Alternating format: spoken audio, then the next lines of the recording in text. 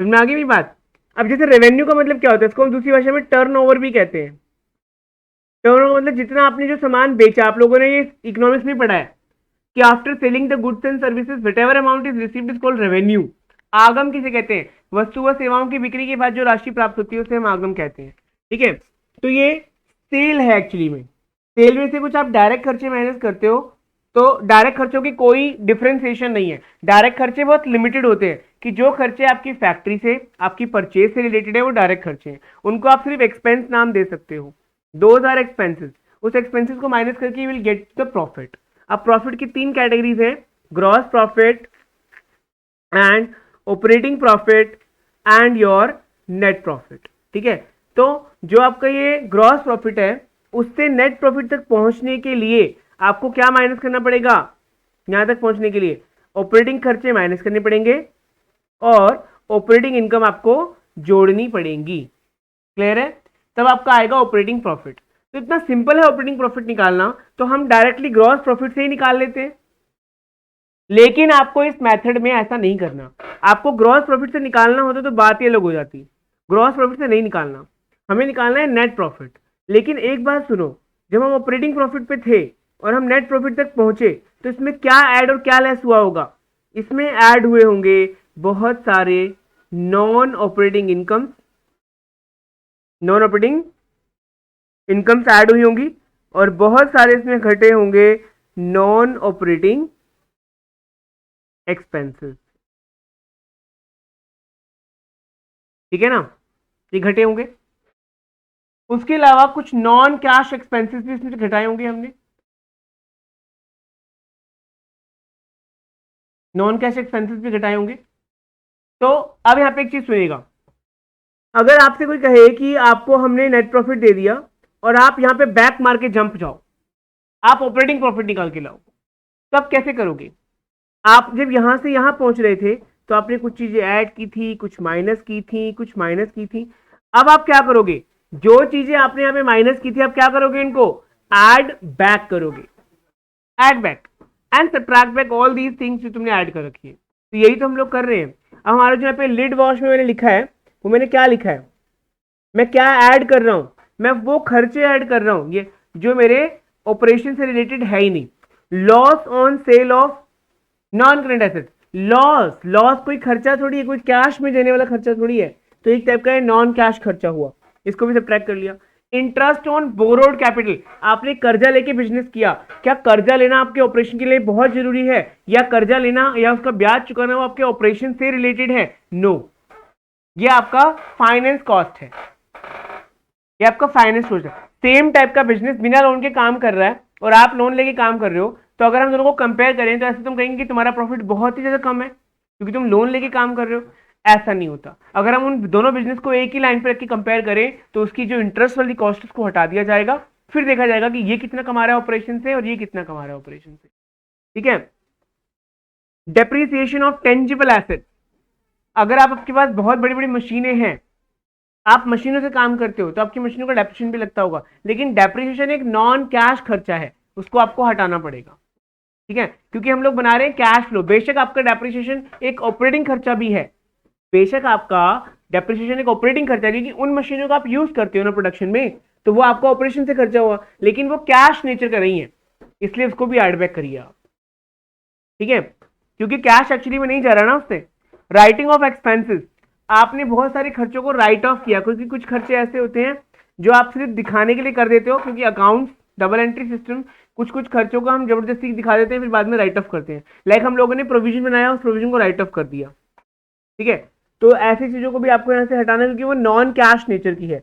Amortisation भी non cash nature का है, सर्ज इन प्रोविजन भी नॉन कैश नेचर का है। आप प्रोविजन बना रहे हो, provision for bad debt, provision for discount, तो ये सारे प्रोविजन भी क्या है, ये नॉन कैश नेचर के हैं and you have to add them back, क्योंकि आपने बेफालतू में घटा रखे हैं वो, क्योंकि वो नॉन कैश नेचर के हैं।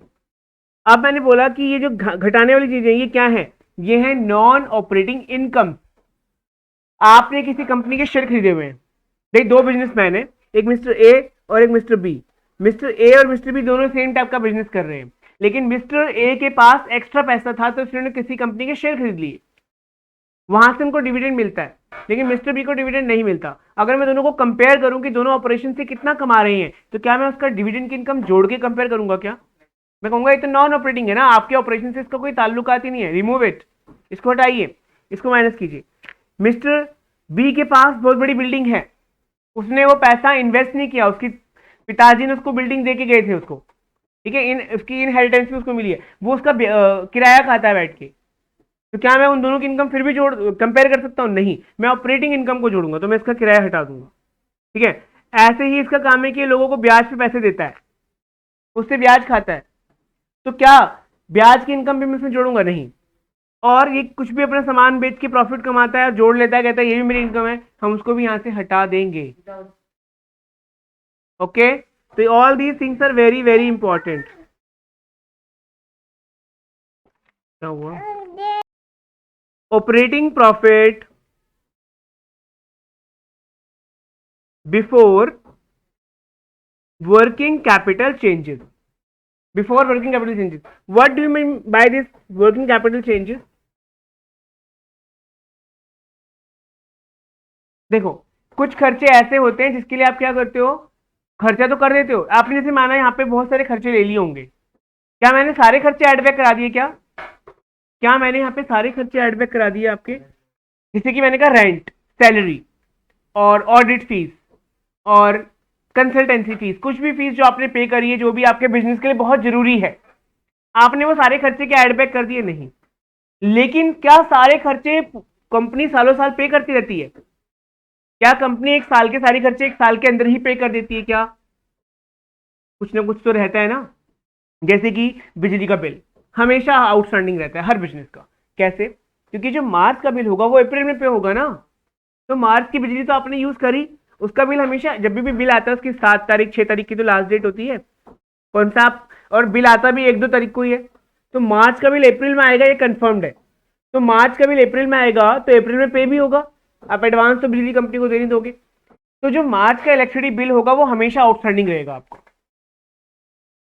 तो ऐसा आउटस्टैंडिंग खर्चा अगर मैंने यहाँ पे जोड़ मतलब माइनस कर रखा है, तो वो तो नॉन कैश नेचर हुआ ना। इसका मतलब वो जो आउटस्टैंडिंग इलेक्ट्रिसिटी बिल है वो आपकी कैसी लायबिलिटी है? कैसी लायबिलिटी? Current liability. क्या वो आपकी, that is your current liability. और करंट लायबिलिटी, जैसे मैं आपको एग्जांपल देता हूं, चलिए।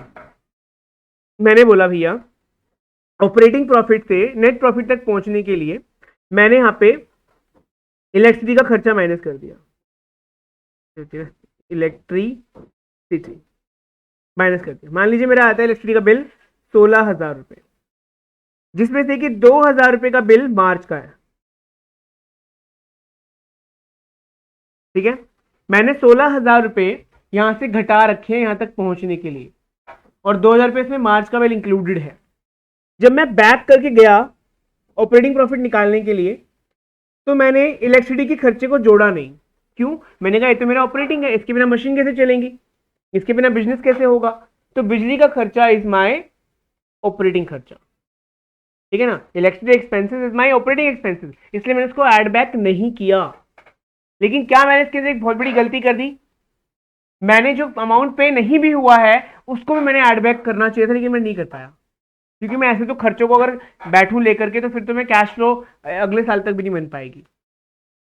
तो क्या हुआ अल्टीमेटली, ये जो 16,000 रुपए में 2,000 रुपए मार्च महीने का खर्चा था वो भी गलती से रह गया माइनस करे हुए। लेकिन ये नॉन कैश है, क्योंकि हम लोग जब बैलेंस शीट बनाते हैं तो उसमें हम आउटस्टैंडिंग खर्चों को जोड़ देते हैं। जोड़ते हो कि नहीं जोड़ते हो? जो आपको ट्रायल बैलेंस में दिया है वो तो आप लेते ही हो, साथ में जो आपको एडजस्टमेंट में आउटस्टैंडिंग दिए होते हैं आप उनको भी जोड़ देते हो। आप अपने माइंड में उसको रिकैप्चराइज करो और सोचो कि मैं ट्रेडिंग पिंडल बैलेंस शीट बना रहा हूँ ट्रायल बैलेंस से। तो ट्रायल बैलेंस में जो चीज पेड होती है वो आपको दी होती है और आप उसमें आउटस्टैंडिंग जोड़ लेते हो। जोड़ते हो कि नहीं जोड़ते हो?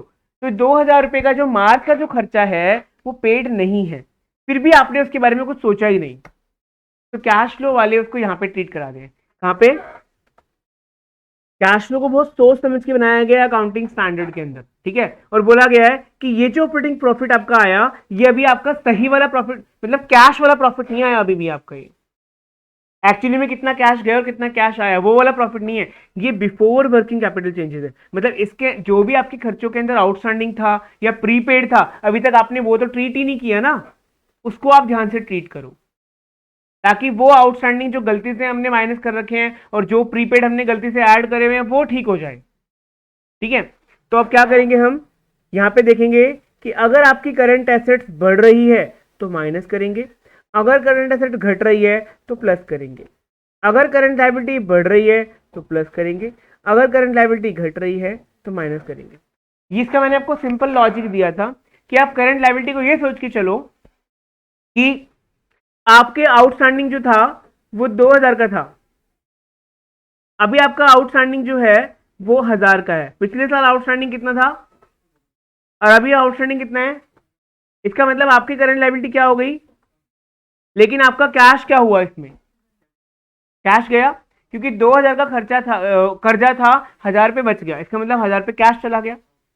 करंट लायबिलिटी घटने से कैश क्या हुआ, आउटफ्लो, तो इसलिए मैंने इसको क्या करूंगा, माइनस। आप किसी का एक का याद कर लो बस, बाकी का लॉजिक आपको ऑटोमेटिकली याद रहेगा।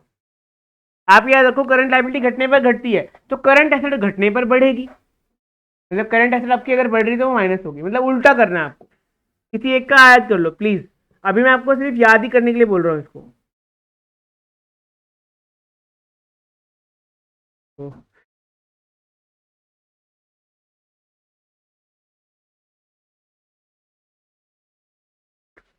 हाँ, करंट लायबिलिटी घटने पर माइनस होती है, करंट एसेट घटने पर ऐड होती है, ये सोचो, बस उल्टा सोचना है आपको। इसके बाद क्या आएगा, क्या आएगा आपका ऑपरेटिंग प्रॉफिट। या इसको कुछ लिखो या मतलब कोई फर्क नहीं पड़ता, ये मैं लिख ही देता हूं, ऑपरेटिंग प्रॉफिट। कैश जनरेटेड भी लिखते हैं इसको, एक्चुअली में तो मैंने कैश जनरेटेड लिखवाया हुआ है, कुछ भी नहीं लिखवाया हुआ। ठीक है, हाँ वेरी गुड, ये वर्ड लिखना जरूरी है ना, cash generated, cash generated from, मैं यहाँ पे क्या वर्ड यूज करूंगा, cash generated from operating profit. उसके बाद में बस दो चीज एडजस्ट करनी है and your answer will be there.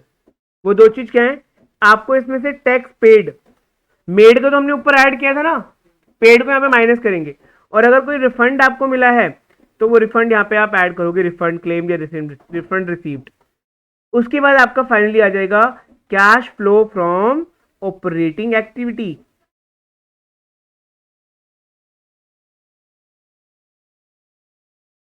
Cash flow from operating activities, ये आपकी एक एक्टिविटी खत्म हुई है जो कि बहुत ही ज्यादा सिंपल है, इसको ज्यादा आपको कुछ करना ही नहीं है। प्लीज कंसंट्रेट, क्या बताया मैंने आप लोगों को, पहले आप लोगों को पीबीटीडी तक पहुंचना है, और पीबीटीडी तक पहुंचने के लिए आपको चार चीजें ऐड करनी है, propose dividend of previous year, interim dividend of current year, provision for taxation and transfer to general reserve. ये चार चीजें आपको ऐड करोगे तो आपका आएगा पीबीटीडी। आप चाहो तो आप इस वाले पार्ट को रफ में भी कर सकते हो, there is no such restriction कि आपको ये यही आंसर के अंदर ही करना है, आप इसको रफ में भी कर सकते हो अगर आपको लग रहा है बहुत लंबा हो जाएगा तो। ठीक है, जैसे ही आपका पीबीटीडी आ जाएगा उसके बाद आपको एडजस्टेड फोर करना है, क्या करना है, एडजस्टेड फोर। एडजस्टेड फोर में आपके पास ऐड करने के लिए कुछ आइटम है और लेस करने के लिए कुछ आइटम है, उनको आपको याद कर लेना है और उनको लेस करना है। ठीक है, उनको लेस करने के बाद में आपके पास आएगा operating profit before working capital changes, और उसमें वो भी एडजस्ट करने के बाद में आपका आएगा cash generated from operating activities, ये आ जाएगा, और उसके बाद में टैक्स पेड माइनस करके cash flow, that is your main answer of operating activity. Operating activity का ये मेन आंसर है। ठीक, ये हमारे नोट्स में हमने किया था लास्ट क्लास में, ये पूरा फॉर्मेट डिस्कस किया था, और ये क्वेश्चन जो था ये करना था हमको आज। ठीक है, तो प्लीज कॉन्सेंट्रेट दिस क्वेश्चन, ये करेंगे हम। मैंने यहाँ पे एक बहुत ही इंपॉर्टेंट नोट लिखाया हुआ है, इसको करेंगे। पहले इस क्वेश्चन को एक बार ध्यान से रीड कर लेते हैं, मेरे साथ साथ सभी लोग इसको रीड करेंगे carefully and then we will do it. देखो, क्वेश्चन ने हमको clearly net profit before tax दिया है, तो do we need to calculate it separately, no, we don't need to calculate PBTD, because question has already given us PBTD. अगर before tax है तो dividend तो होगा ही होगा, ये सोचो, क्योंकि देखो पीबीटीडी अगर ये बिफोर टैक्स है तो डिविडेंड की पहले तो होगा ही होगा, क्योंकि टैक्स पे करने के बाद ही डिविडेंड पे किया जाता है। जब हम गवर्नमेंट को टैक्स पे कर देते हैं ना, जब बचा कुचा होता है तब वो आपस में बांटा जाता है। डिविडेंड का मतलब आपस में बांटना। कौन है आपस में बांटने वाले? Equity share holders. सरकार का टैक्स पे करने के बाद में जो बचेगा ना वो आपस में बटेगा। ठीक है, तो अगर आपको पीबीटी दिया है तो मतलब वो पीबीटीडी ही है, इस बात को आप सोच लें। ठीक, मतलब उसमें डिविडेंड ऑलरेडी ऐड हुआ है, पीबीटी को ही पीबीटीडी कहते हैं। ठीक है, revision required, revision is must. अगर आपको मैं जितना करा रहा हूं थोड़ा बहुत उतना आप रिवीजन करोगे तो मुझे 4 बार बोलने की जरूरत नहीं पड़ेगी। ठीक है, आपको दिया हुआ है net profit before tax, depreciation, interest on, मतलब आपको लिड वॉश की सारी आइटम दी है। मैंने देखो हाईलाइट किया हुआ है, एल आई नहीं, ये लिड वॉश है ना, एस प्रोविजन वाला नहीं दिया तो छोड़ देंगे, लिड वॉश दिया। लेकिन आपको ड्रिप वाली सारी आइटम दी हुई है। डी रेंट नहीं, जरूरी नहीं है कि ड्रिप में आर होना ही चाहिए, रेंट नहीं है तो नहीं है। ठीक है, रेंट रिसिप्ट नहीं है, ये इंटरेस्ट दोनों ही लिड वॉश में आएंगे, क्योंकि पेड वाले जो आई है ना, लिड में भी आई आ रहा है, ड्रिप में भी आई आ रहा है, वो आई जो है वो पेड वाला है, इंटरेस्ट पेड, और ये इंटरेस्ट रिसीव्ड है। इस चीज को तो आप सोच सकते हो logically, it does not mind. देखो, और ये है आपका पी प्रॉफिट ड्रिप। तो ये सारी जो चीजें हैं ये बहुत ही क्लियर हैं, मैंने हाईलाइट किए हैं इसलिए ताकि आप ढूंढो, क्योंकि जानबूझ के वो गुडविल अमोर्टाइज्ड देगा, तब कहोगे अमोर्टाइज्ड वर्ड तो मिल ही नहीं रहा मुझे, तो आप उसमें ढूंढ लो कि कहां पर आपको दिख रहा है वो। ठीक है, तो आपको ये सारी आइटम एडजस्टेड वाली करके क्या निकालने के लिए बोल रहा है, बस वो operating profit before working capital changes. इसका मतलब वो आपको ज्यादा कुछ करने के लिए क्या ही नहीं रहा है, वो कह रहा है आप यहां तक पहुंच जाओ, बस वही गनीमत है, इस लेवल तक पहुंचने की कह रहा है आपको। ठीक है, चलिए let's begin it.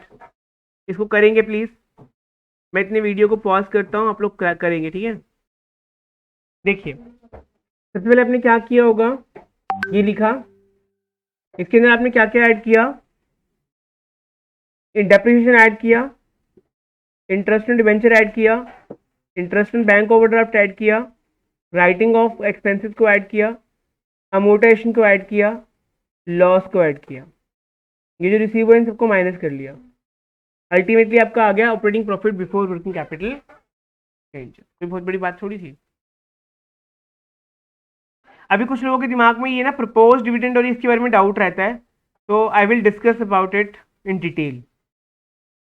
Accounting of proposed dividend. ठीक है, तो प्रपोज्ड डिविडेंड जो है वो काफी इंपॉर्टेंट टॉपिक है इस कंटेक्स्ट में, कि हम प्रीवियस ईयर का ही क्यों जोड़ते हैं और करंट ईयर का क्यों नहीं हम लेते कंसिडरेशन में। तो अकाउंटिंग स्टैंडर्ड 4 आपका जो कैश फ्लो का है वो क्या, अकाउंटिंग स्टैंडर्ड 3। अकाउंटिंग स्टैंडर्ड 4 जो है वो बात करता है कंटिंजेंसीज की, कि कुछ खर्चे ऐसे होते हैं जो हम लोग अनुमान लगाते हैं वो होंगे कि नहीं होंगे, उनकी सर्टेनिटी भी नहीं होती, तो वो किसी इवेंट के घटने या ना घटने पर डिपेंड करते हैं। लाइक डायरेक्टर्स ने, किसी कंपनी के जो डायरेक्टर्स होते हैं वो डिविडेंड को प्रपोज कर देते हैं कि भाई हम शेयर होल्डर को चाहते हैं कि इतना डिविडेंड दें, लेकिन वो डिविडेंड डिक्लेयर होकर अप्रूव होगा कि नहीं होगा वो कंटिंजेंसी है, लेकिन क्या पता हो जाए, तो इसीलिए उसको पहले से ही रिकॉर्ड करना जरूरी है, कंटिंजेंसी। ठीक है, an event occurring after balance sheet date, क्योंकि वो बैलेंस शीट की डेट के बाद में ही अप्रूव होगा। बैलेंस शीट तो बन जाएगी 31 मार्च को और अप्रूव होगी 30 सितंबर को, तो तब तक के बीच के गैप में, तब बाद में थोड़ी ना ला के डिविडेंड डिक्लेयर करेंगे, तो इसीलिए पहले ही डिविडेंड को प्रपोज कर दिया जाता है, डिक्लेयर बाद में होता है। तो उसके लिए ICAI ने अलग से एक अकाउंटिंग स्टैंडर्ड बनाया कि ऐसी चीजें जो बैलेंस शीट के बाद में होंगी उसको भी आप कैसे ट्रीट करोगे। ठीक है, prescribes that proposed dividend should be accounted as liability after it has been declared by the shareholder। उसने बोला कि जब तक शेयर होल्डर डिविडेंड को डिक्लेयर नहीं करते थे तब तक आप उसको लायबिलिटी ट्रीट नहीं करोगे, आप उसको लायबिलिटी ट्रीट तभी करोगे जब वो डिक्लेयर कर दिया गया है, किसके द्वारा, शेयर होल्डर्स के द्वारा। However, it should be disclosed in the notes to account attached to the financial statement। अगर ऐसा नहीं है, डिक्लेयर नहीं है, तो तो आपको उसको नोट्स टू अकाउंट में दिखाना पड़ेगा नीचे। Okay, now thereafter therefore proposed dividend is accounted in the books after it is declared, मतलब वो अकाउंट्स की बुक्स में तभी एंटर किया जाएगा जब वो डिक्लेयर हो जाएगा। Before declaring it is an contingency, कि होगा भी कि नहीं होगा। शेयर होल्डर्स की मीटिंग होती है, जब पूरे अकाउंट्स बन जाते हैं तो बाद में शेयर होल्डर्स को बुलाया जाता है, ये दिखाया जाता है कि देखिए हमने पूरे साल ये काम किया है, तो आप इसको अप्रूव करते हो कि नहीं करते हो। ठीक है, इसका मतलब अगले साल में, अगर आपका साल है 2020-21, तो आपके जो डिविडेंड डिक्लेयर होगा वो होगा 21-22 में। मतलब कुछ कंपनियां जो हैं वो अपना डिविडेंड सितंबर में डिक्लेयर कर चुकी होंगी, अप्रूव कर चुकी होंगी। ठीक है, तो इसका कैश फ्लो पे क्या इफेक्ट पड़ेगा, हमें तो सिर्फ इतना जानना है, हमें इनकी पूरे कानून के बारे में नहीं जानना है। The effect on this of cash flow, ये क्या होगा कि propose dividend of previous year, पिछले साल का प्रपोज डिविडेंड इस साल डिक्लेयर हुआ होगा। कोई डिविडेंड 20-21 में प्रपोज किया गया, साल 21-22 के अंदर उसको क्या किया गया होगा, डिक्लेयर। ठीक है, तो मतलब वो इस साल के लिए क्या है, पिछले साल का propose dividend of previous year, declared dividend of this year. ठीक है, इसको हम किस में ऐड करेंगे, पीवीटीडी में ऐड करेंगे, मतलब पीवीटीडी निकालने के लिए प्रॉफिट आफ्टर टैक्स में हम पहले डिविडेंड को ऐड करेंगे, तभी वो कहां पहुंचेंगे हम लोग, PBTD, profit before tax and dividend तक पहुंचेंगे। Propose dividend of previous year, propose dividend, बेटे गेट हल्का सा खोल सकते हो क्या,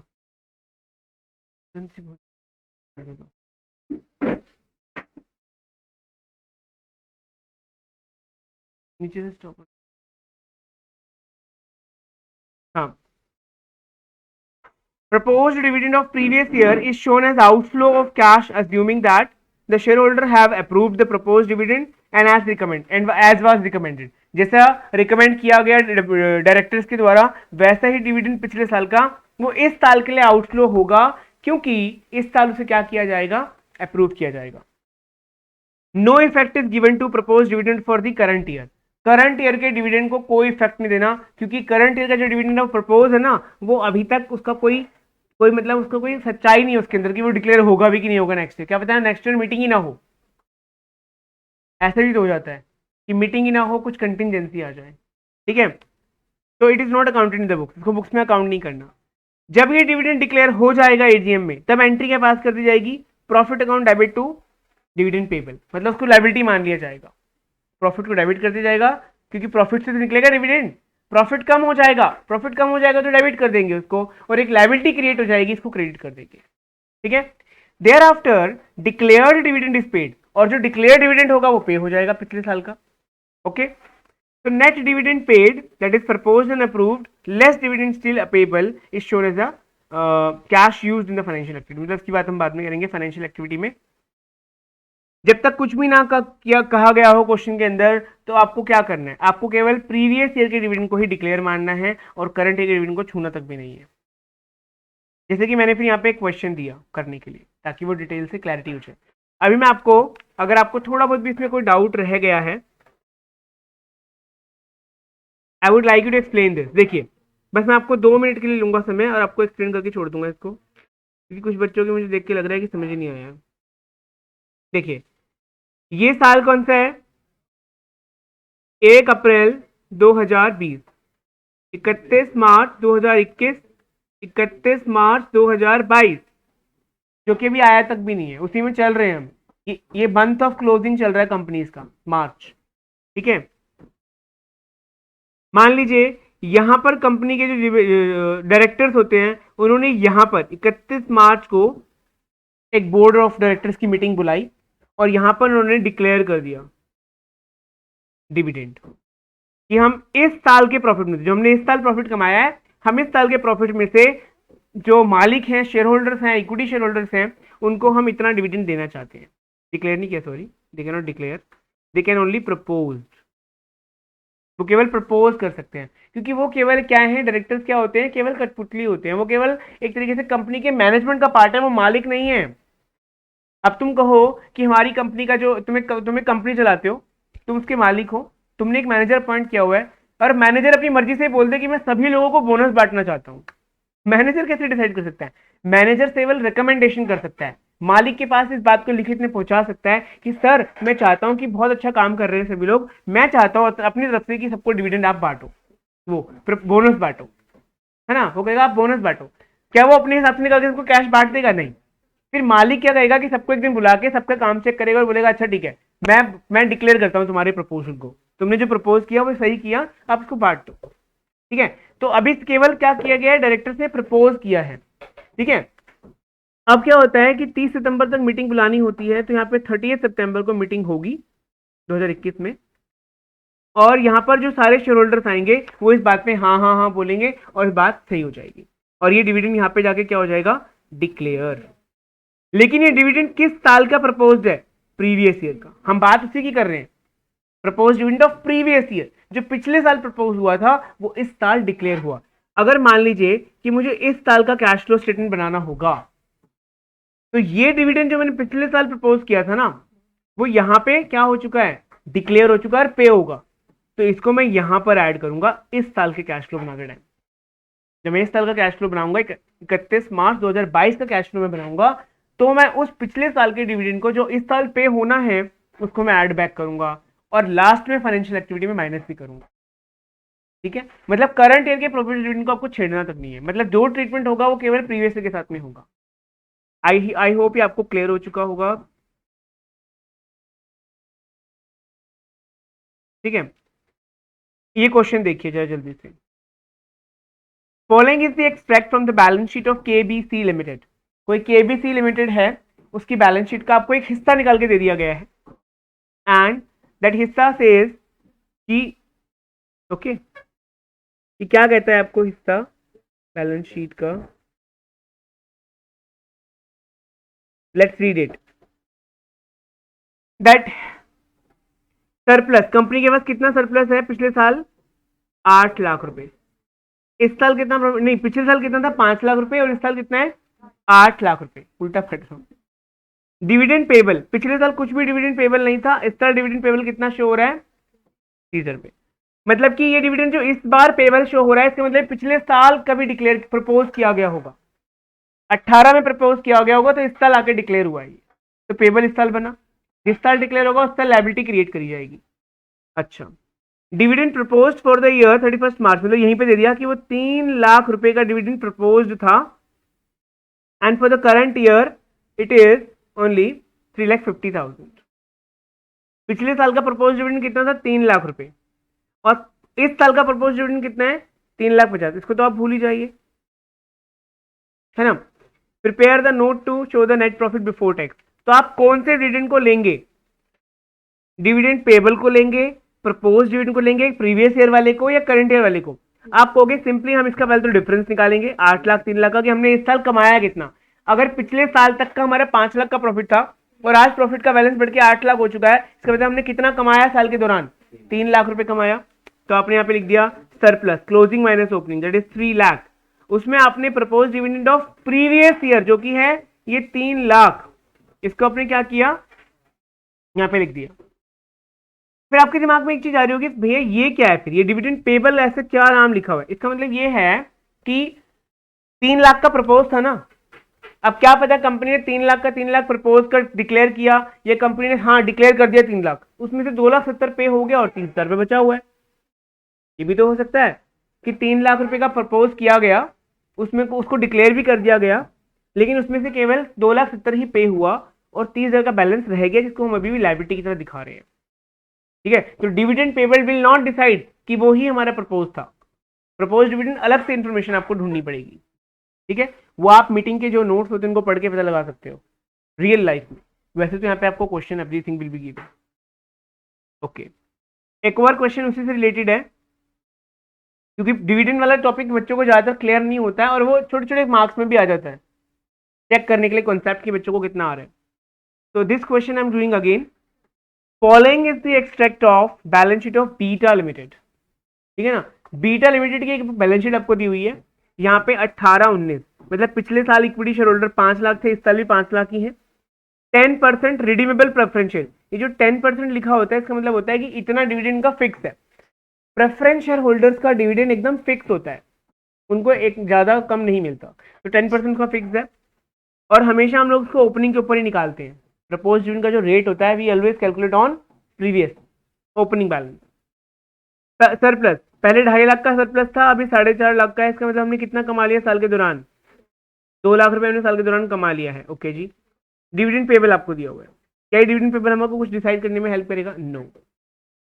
propose dividend for the equity share 31 March 18-19 का हमें दिया हुआ है, इसको तो कंसिडर करेंगे, इसको आप देखते काट दीजिए, ठीक है, इसका हमें कोई रोल ही नहीं करना है। 1.5 लाख रुपए हमारा प्रीवियस ईयर का प्रपोज डिविडेंड है। इस साल के दौरान कंपनी ने 50,000 का एंट्रीम डिविडेंड भी डिक्लेयर किया है, खुशी के मारे। एंट्रीम डिविडेंड होता है कि जब कंपनी जो है उसको लगता है कि भाई कुछ ज्यादा अच्छा प्रॉफिट आ गया है तो वो बीच में प्रॉफिट डिविडेंड बांट देती है। तो 50,000 का डिविडेंड एंट्रीम डिविडेंड डिक्लेयर हुआ है, लेकिन ये भी तो गया है ना, डिक्लेयर ये हो गया। एंट्रीम डिविडेंड कोई प्रपोज नहीं करता, वो तो शेयर होल्डर आते हैं कहते हैं भाई बांटो सबको इतना पैसा, ठीक है, तो वो बांट दिया जाता है, ठीक है। That is 50,000। Now what will you do? 2 lakh रुपए अपने साल में कमाए, वो अपने यहां लिख दिए। पिछले साल का प्रपोज डिविडेंड आपने यहां लिख दिया, इस साल का इंटरिम डिविडेंड आपने यहां लिख दिया। अब ये 50,000 कौन सी मौत है? ये है जो आपको देना ही पड़ेगा, इसको प्रपोज और डिक्लेयर करने की जरूरत नहीं होती है। ये तो प्रेफरेंस शेयर का डिविडेंड है ना। आपका अगर प्रॉफिट हो रहा है, आप इक्विटी वालों को डिविडेंड दे रहे हो, तो प्रेफरेंस वालों को तो आप दे ही रहे होंगे, ऐसा एज्यूम्ड है, क्योंकि प्रेफरेंस वालों को प्रेफरेंस मिलती है ना, तभी तो इक्विटी वाले के पास जाते हैं। तो इसका मतलब प्रेफरेंस वालों को डिविडेंड बटा होगा, कितना बटा होगा? जितना उनका रेट है, 5 लाख के ऊपर 10%, दैट इज 50,000 उनको बटा होगा, उसको भी हम लिख देंगे। क्वेश्चन कुछ नहीं कहेगा, आपको वो परसेंटेज से ही सारा निकाल लेना है, ठीक है ना। वो परसेंटेज देखते ही आपको उसका परसेंटेज निकाल लेना है, और ये आपका आ जाएगा 50,000। अल्टीमेटली आपका आ गया net profit before tax and extraordinary item, या डिविडेंड भी लिख दो उसकी जगह पे, पीबीटीडी आ गया, simply you can say it is PBTD. ये आपका निकलने के बाद में ही आप आगे जो है लीड वॉश वाले प्रोसेस पे जा सकते हैं, ठीक है ना। फिर आप लीड वॉश करोगे, उसके बाद में आपका जो करंट एसेट करंट लायबिलिटी, फिर आपका आ जाएगा cash generated from operating activities. बहुत सिंपल है ऑपरेटिंग एक्टिविटी, बस आपको छोटी सी चीजें याद रखनी है और आपका इजीली वो हो जाता है। क्लियर है सबको? ओके का मतलब समझ रहा हूँ मैं तुम्हारे। Okay, great great. यूर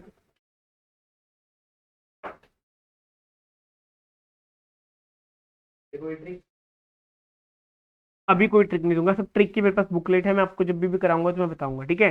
अभी सिर्फ आपको ना अपने जैसे भी एग्जाम दे रहे हो, जो चैप्टर आपके इनकम्प्लीट है उनको इनकम्प्लीट ही रहने दो, ठीक है ना। और जितना आपको आता है उसको बेस्ट दो। मैं ये नहीं कहूंगा कि अगर आपके 40 मार्क का पेपर है, सॉरी, चलिए ठीक है, नेक्स्ट क्लास में कंटिन्यू करेंगे। ओह